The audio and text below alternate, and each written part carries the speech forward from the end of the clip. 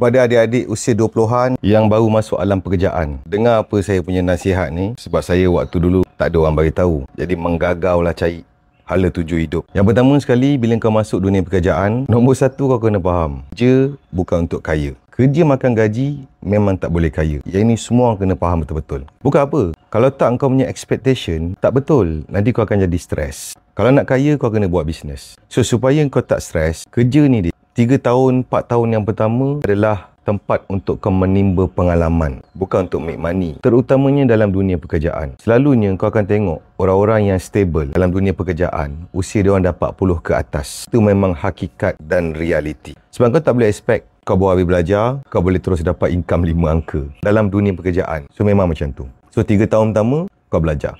Dan bila kau pergi masuk tempat kerja, kau akan jumpa macam-macam orang. Dan kau kena belajar bersosial. Kau kena pandai bawa diri kau. Macam mana nak membawa diri bergaul dengan orang-orang senior. Macam mana nak bawa diri bergaul dengan orang-orang junior. So ni skill yang kau kena kuasai. Permulaannya kau akan rasa struggle. Kau akan rasa dizalimi. Kau akan rasa orang lain jahat. So kau tak boleh buat apa dik. Selagi mana kau kerja dengan manusia, memang itulah kau akan lalui. Sebab manusia datang dengan perangai masing-masing. So kau tak boleh ubah manusia lain, tapi kau sentiasa boleh ubah macam mana kau nak berinteraksi dengan manusia lain. Seterusnya, bila kau kerja, tempat kerja kau tu kau kena jaga betul-betul. Sebab itu adalah kau punya rice bowl. Kau tak boleh jadi satu orang manusia yang kau kerja situ. Dekat belakang, kau cakap benda-benda yang tak elok tentang tempat kerja kau. Dalam masa yang sama, setiap bulan kau masih ambil rezeki kat situ. Itu pengkhianat namanya. Kalau kau rasa kau tak suka, kau jumpa bos kau, hantar surat resign, keluar dalam keadaan profesional. Sebab kau kena faham dik, dunia kerjaya ni, lagi-lagi kat Malaysia, dia kecil je. Kau pusing mana esok, jumpa orang yang sama. Jadi supaya kau membawa satu nama yang baik, atas apa sahaja konflik. Seperti mana kau masuk kerja dulu dalam keadaan baik, pastikan kau tinggalkan tempat kerja kau dalam keadaan positif. Dengan cara ni, kau akan lebih dihormati, walaupun kau masih muda.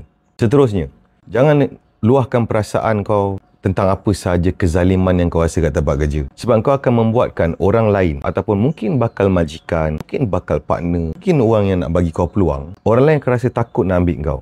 Sebab automatik kau macam bagi satu signal, apa-apa konflik yang berlaku, aku akan bogilkan di media sosial. Jadi orang lain rasa risau, rasa takut. Maka kau telah menutup banyak peluang. So apa-apa konflik yang berlaku, kau kena belajar selesaikan dengan cara profesional. Kemudian, bila kau kerja, kau kena ada etika kerja. Kau kena bertanggungjawab atas apa sahaja task yang diberikan, kau kena bertanggungjawab. Dan kau tak boleh ada mindset tak nak tunjuk pandai, sebab nanti kau akan kena suruh banyak perkara. Dik, kalau kau tak nak tunjuk pandai, takkan kau nak jadi satu orang staff yang bodoh? Apa peluang yang kau akan dapat? So kalau kau buat benda bagus, dan katakanlah tempat kerja tu tak value kau punya bagus ni, kau always boleh belah.